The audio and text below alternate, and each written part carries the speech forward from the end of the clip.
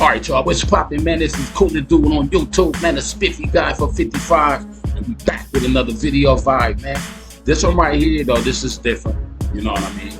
And matter of fact, I would like to say, you know what I'm saying, over the weekend or whatever, we know there was an attempted assassination plot for Trump. You know what I mean? That's crazy, man, that it's like within your own nation.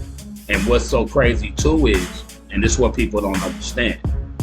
Now, the shooter, 20 years old, first of all. He was a registered Republican and a Trump supporter. You know what I'm saying? And he happened to be the same race. You know what I'm saying? So I just wanted to get that out the way for the simple fact that with this video right here, it's Trump calling black Atlanta leaders, you know what I'm saying, to get like their perspective on things. And they want to ask him a couple of questions about things. You know what I'm saying? To see what he gonna do for us. You know what I'm saying? As a race. If we voting for you, you know what I'm saying? We know he's trying to make America great again, but it's like, are we included in it? You know what I'm saying? Are you going to try to leave us out once you're in office? You know what I'm saying? So it's like, these are questions that we got to get out, and these are questions that we got to ask, man. Because so far, it's like, Trump is where I'm leaning to vote to. I did vote for Biden the first round. Seemed like that vote was like a waste of vote. But I woke up, I understand what's going on. And it's like to get shot in your ear, man, and you hold up your fist and say, fight, continue to fight. That's the soldier and that's the leader that America needs. So without further ado, man, we're finna go on and get into the conversation and see what they gotta say, man. Holler at your boy, Coolest Dude on YouTube. Like, share, subscribe. Y'all know how we do. Actually, hold on. Administration. Hello. Hey, Mr. President Trump. Mr. President, how you doing? Well, I'm going to put you on speaker, but actually a great question just came up. We're talking about regulations and some of the things that can be done to alleviate the regulation burdens on a lot of businesses. But I'm going to put you on speakerphone for everybody to hear. Hold on a second. All right, everybody, you're on with the president. Hello, Mr. Hey, President. Mr. President. Hello, everybody. It's great to be with you. I hope I'm being well represented. I have a feeling I am. I know them very well, so I hope so. No, you are, sir. But a question came up about regulations. And so what's your view of what we need to do with regulations when you come back into office?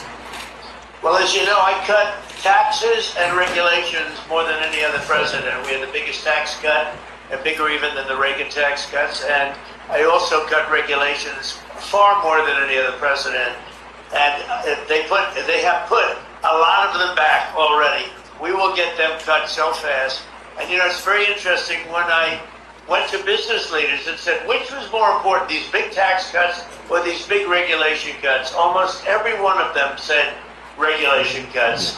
And it made a big difference to their businesses, small businesses and big businesses. Great question. Awesome. Anybody else got a question for the president? I want to tell them that black folks will vote for him to get gas under $1. All right, so Mr. President, the statement, I'm not going to call it a question, the statement is, black folks are voting for you if you get gas under $1. Oh, well, I tell you, I got it pretty close. A little while, you know, we talk about $1.87, and now it's on its way up. As you see what's going on. I'm seeing $4.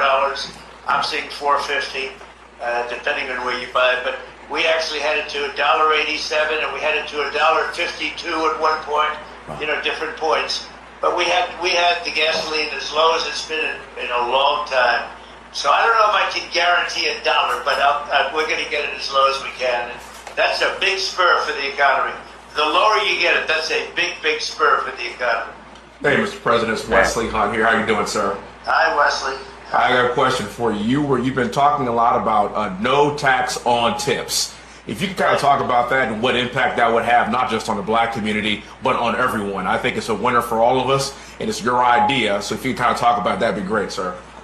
So about a month ago, I was at my building in Las Vegas having dinner with some big people, business people that were, you know, planning some big developments and things. And the waitress came over and said, how you doing? She said, oh, the government is after me all the time for my tax on tips. I said, really, they do that? He said, yeah, Biden just made the regulations much tougher. And it's very tough nowadays, tax on tips. And I said, how would you like to be no tax on tips? Because first of all, it's very hard, it's a very hard thing to control from the government standpoint. But the people are very unhappy about what's happening, especially the new regulations. And anyway, I just came up with the concept of no tax on tips. Let the people earn what they earn. And it has been so popular, beyond anything. I've never seen anything like it. So we have no tax on tips. Vote for Trump, no tax on tips. Hey, Mr. President, we have Ben Carson's here with us. Hey, Mr. President, how you doing? Hi, Ben. I'm good, Ben. You know, what you said about the regulations is so important. At HUD, we were able to get rid of over 2,000 regulations. Right. It made it so much easier to get things done in general. But I just want to encourage you to continue to speak out, because the attacks on you have been absolutely ridiculous. We're praying that God will give you the strength to bear it, because you're standing in there for all of us. Well, the attacks have been unbelievable. What they say, and they'll take a speech where I'll be out rallying, a perfect speech for an hour and a half, 2 hours. We have big crowds. We had over 100,000 people, 107 to be exact, in Wildwood, New Jersey. We had 25,000 in the South Bronx. We have 88,000 in South Carolina. We have tremendous crowds, and you'll make a perfect speech.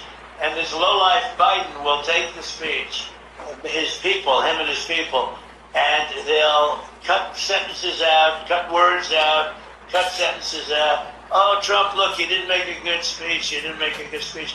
And I do them largely without teleprompter. I don't need a teleprompter. He can't read a teleprompter. But these people are nasty. They're really horrible people. They really. Hey, I was gonna say that too, though, man. He just summed it up for me right there, though. It's like the way Trump sounded right now. He's like for sure about the questions that they asking him. If that was Biden and they was asking him the same questions, he would have problems answering it without the teleprompter. Real talk. So do you want a robot president or a president that have a real medulla oblongata? Real talk. Let's go. It's a shame. It's a shame. I've campaigned a lot over years, not even, for myself, but in particular, I've campaigned against some pretty bad people for others. But there's never been anything like this. They make up things. Suckers and losers, which was never said. They know it. They make it up. They literally make it up. You saw it with the 51 intelligence agents, where they said that they got this done, where they said that the Hunter laptop from hell was all Russian disinformation. And, it's just a total made-up thing. These people, so you're right about that, Ben, when you say it. It really is a shame. But the people understand it. We're leading in every poll, and we're leading every swing state. And one just came out, I guess, Nate Silver, the New York Times, that we have close to a 66% chance of winning, which is a pretty good chance, I guess, when you think about it, right? And Mr. President, you got time for 2 more questions? Yeah, sure. All right. Hey, Go ahead. Mr. President, Shelley Winter, how are you, sir? How are you? Thank you very much. I wanted to ask you, the debate is tomorrow. Do you think that you will get what many of my listeners are asking me? Do you think that you will get a fair shot from Jake Tapper and Dana Bash? Do you think you'll get fake Tapper? Right? Do you think and Don Bash? Repeat that question, please. Do you You think think you'll you're get gonna get a fair shot from Jake Tapper and Dana Bash tomorrow night? Well, Before he answer that, man. Now, do that seem like a racist president? You know what I'm saying? They could have been wasted his time. He could have been got off the phone. You know what I'm saying? But it's like he taking it in consideration, man, with what they asking. Let's go. I think it would be good for them if they did it. I think probably not. It's very interesting. During the primary, CNN covered me, very, very tough, but they covered me all the time. And I won it very quickly. I won it in record time. And Byron knows that, and Ben knows that. They're all there, and Wesley was there. Wesley, good job on television this morning, by the way. Oh, thank you, sir. But they were all there. We won it in record. So now I'm making my speech to, accept everything and to acknowledge the victories and all. And CNN started off, and then they ended. Jay Tapper said, all right, that's enough. We're not going to listen to him. So they cover the whole primary, but they don't cover my victory speech. So, you know, am I going to get a fair? Probably not. But it would be very good for CNN. They're having a lot of ratings problems. I think it would be very good for CNN, actually, in terms of its credibility. It'll be interesting to see. All right, last question, Mr. President. Coach?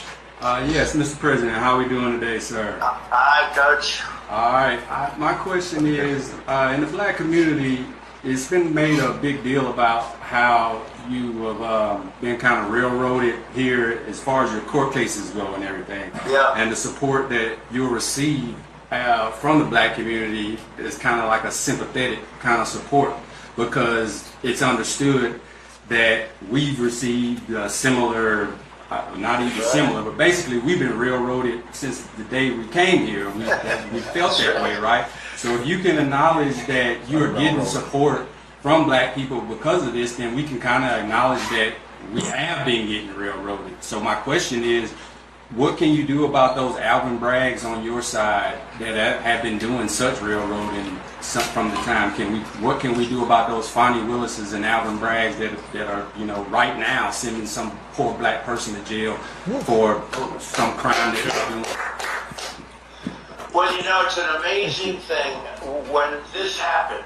Wow. And as you saw, all the legal scholars say these are not cases should be brought. It's just a terrible thing. It's weaponization. And it comes out of the White House, even when it's city and state, comes out of the White House in order to attack a political opponent. But since that happened, the black support, I think my representatives will tell you this, the black support has gone through the roof. Yes, it has. And I guess they equate it to problems that they've had. But since this has happened, like the mugshot is the best. It just beat Elvis Presley and Frank Sinatra by a lot, by the way. Beat it by a lot. But that's the number one mugshot of all time. It's really an amazing thing. Since it happened, the support among the black community and the Hispanic community has skyrocketed. It's been amazing. Really been amazing. It's been actually very nice to see. Mr. President, You know, it's in one way you say, gee, isn't that too bad? But the truth is, it's really a lovely thing when I see that. We have great support now in the black community and in the Hispanic community. That's true. Great support. I'll say before you leave, Mr. President, I'm a veteran, and we have several veterans here on the panel today. And of the group of people that I say support you the most, the black veterans tend to be with you. So we're with you, sir. If you want to talk a little bit about what you've done with the veterans. Well, I just want to thank everybody. It was, it was in fact, if we did it tomorrow, I'd be there. I'd be there despite tomorrow evening. It's going to be big, and they say maybe the biggest. Somebody said this will be the highest rated show of all time. I said, don't tell me that. I don't want to hear that. Hey, I'm not interested in listening to that. I actually said that to Byron. I'm not interested in hearing it. But I just want to thank everybody for being there. You have my support. We did a tremendous amount. I wrote it down just a little while ago, knowing I was going to make this call. Achieved the lowest African-American unemployment rate, the lowest ever. We delivered the largest small business tax cuts ever. We lifted 6.6 million people out of the poverty, which is a record. Black Americans saw their largest increase in home ownership ever. We gave record funding for historically black colleges and universities. I actually got them taken care of. They were really in bad shape. And we passed it, and we did that.